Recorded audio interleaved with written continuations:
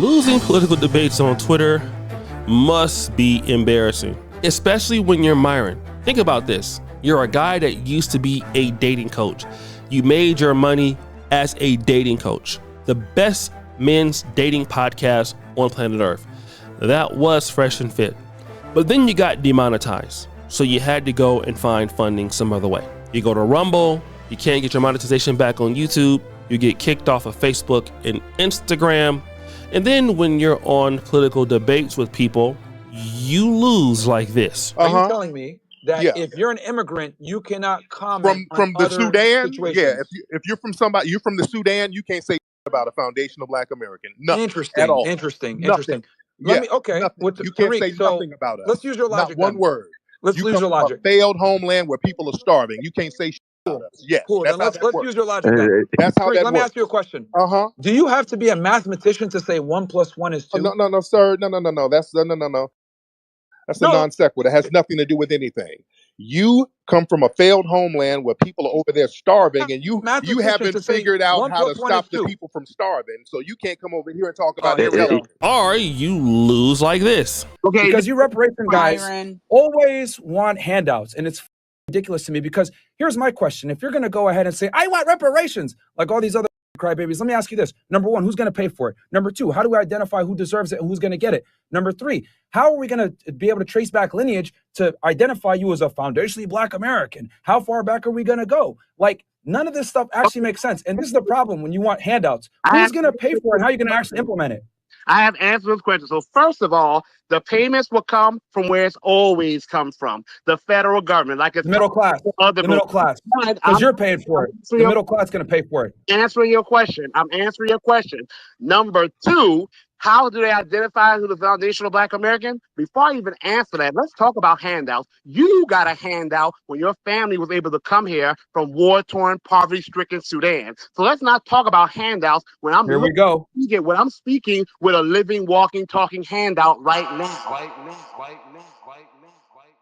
So then what do? You go online and then you make this particular post. FBA, frequently being all day. UPs were born in the greatest country in the world, speak English, get free education, and endless government welfare programs, but want to cry about white supremacy.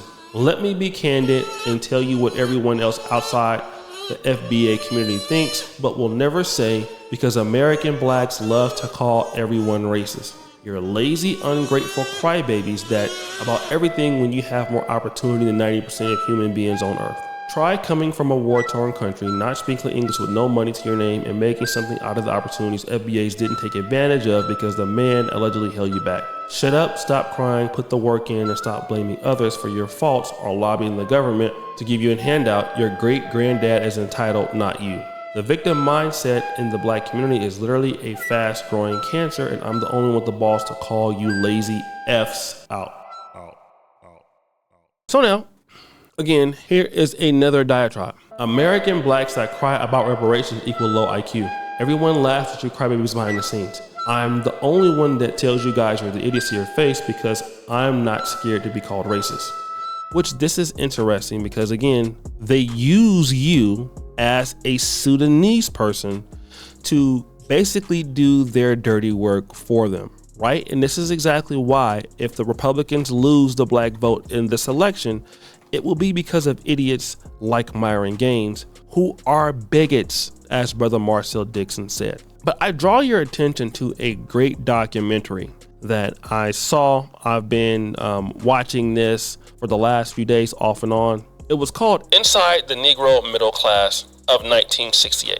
Now, these were Blacks that were interviewed, many of them highly educated and found themselves to be different than the Blacks on the outside in the lower Black America.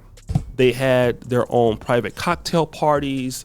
They took vacations to Europe and things. So they didn't see themselves as the same.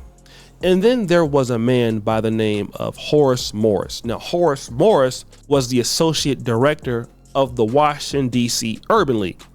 Very accomplished Black man. But the riots of Newark, New Jersey, he also went to Syracuse University and played football, might I add.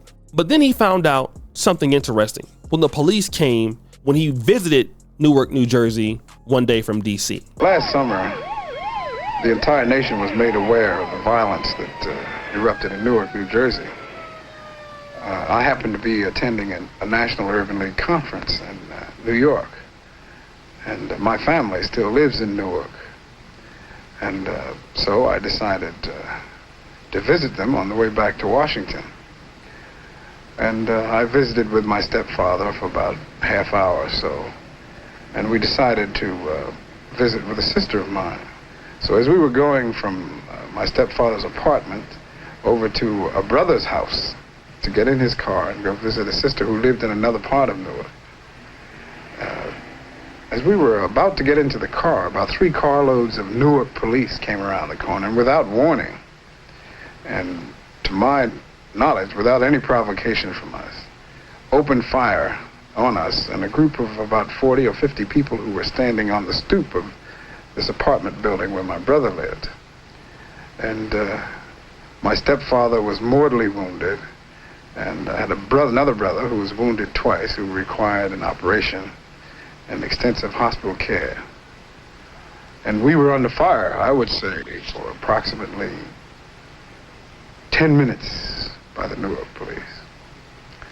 They said they were looking for a sniper on the roof or the upper floors of the apartment building, but they were still firing at ground level range. And once we had I had an opportunity to collect my senses and really evaluate and think this thing through.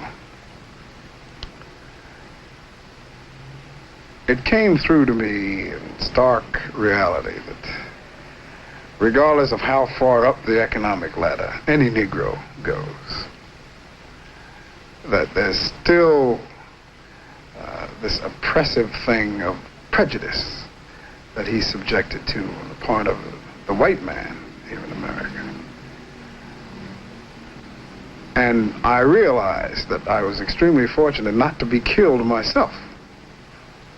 And that even though I possessed 2 degrees, even though I had played football for Syracuse, even though I was an elementary school principal who had educated white children, even though I worked with white people in the Washington Urban League, even though there are white people that I consider close friends, that